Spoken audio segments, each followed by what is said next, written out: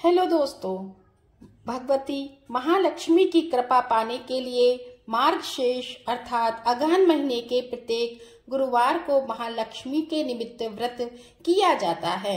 अगहन गुरुवार कब से प्रारंभ होंगे, कितने गुरुवार पड़ेंगे, कब कब पड़ेंगे, व्रत की विधि, कथा तथा उद्यापन कैसे करना चाहिए, यह सब हम आपको अपनी वीडियो में बताएंगे।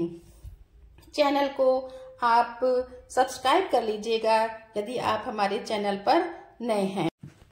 भगवती महालक्ष्मी ऐश्वर्य की देवी हैं। आयु, आरोग्यता, धन धान्य, पुत्र पौत्र, धन ऐश्वर्य के लिए भगवती महालक्ष्मी की आराधना करनी चाहिए। आइए अगहन गुरुवार की डेट के बारे में जान लेते हैं। मार्गशीर्ष अर्थात अगहन महीने का शुभारंभ 16 नवंबर 2024 दिन शनिवार से हो रहा है। पूरे महीने में कुल 4 गुरुवार पड़ेंगे। 2 गुरुवार कृष्ण पक्ष तथा 2 गुरुवार अगहन शुक्ल पक्ष में पड़ेंगे। अगहन महीने का पहला गुरुवार कृष्ण पक्ष षष्ठी तिथि दिनांक 21 नवंबर 2024 को पड़ेगा। इस दिन पुष्य नक्षत्र भी रहेगा। गुरु पुष्य का यह योग अत्यंत लाभकारक होगा। 28 नवंबर 2024 को मार्गशीर्ष महीने का दूसरा बृहस्पतिवार पड़ेगा। इस दिन त्रयोदशी तिथि रहेगी, चित्रा नक्षत्र रहेगा। इस दिन प्रदोष का भी व्रत किया जाएगा। 5 दिसंबर 2024 को अगहन महीने का तीसरा गुरुवार पड़ेगा। इस दिन शुक्ल पक्ष की चतुर्थी तिथि रहेगी और 12 दिसंबर 2024 को अगहन महीने का चौथा और आखिरी गुरुवार पड़ेगा। इस दिन शुक्ल पक्ष की द्वादशी तिथि रहेगी। इस तरह से कुल 4 गुरुवार पड़ेंगे। व्रत की तैयारी बुधवार को ही करना चाहिए। घर की साफ सफाई कर लेनी चाहिए, मंदिर की साफ सफाई आदि कर लेना चाहिए।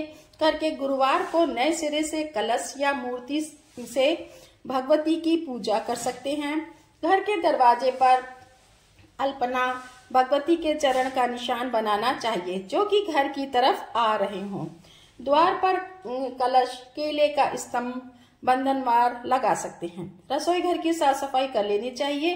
प्याज, लहसुन, मांसाहार आदि का प्रयोग नहीं करना चाहिए।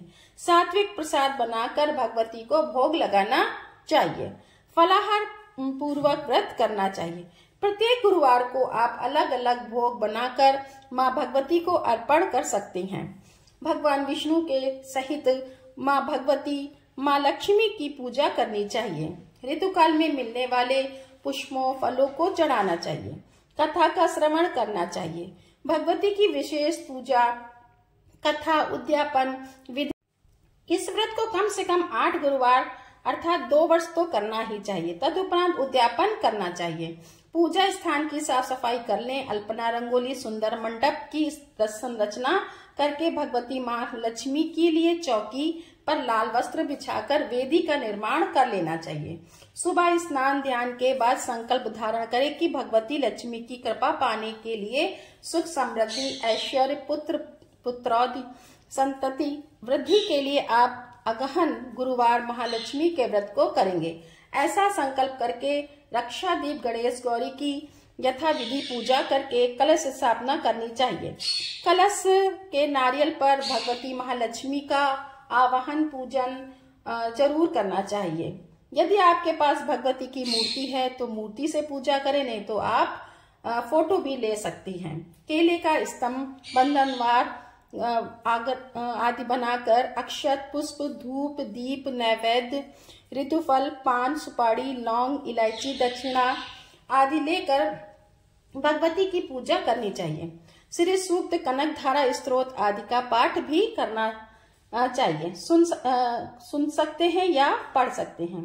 अंतिम गुरुवार को हवन कर सकते हैं। पायस, आटे का हलवा, मिष्ठान आदि भगवती को प्रिय। प्रत्येक गुरुवार को इसी विधान से पूजा आदि करनी चाहिए। शुक्रवार की सुबह कलश आदि का विसर्जन करके ब्राह्मण को दान दक्षिणा दे देना चाहिए। भोजन आदि कराना चाहिए ब्राह्मण को और स्वतः व्रत का पारण भी करना चाहिए। भगवती महालक्ष्मी की पूजा सुबह और शाम दोनों समय करना चाहिए।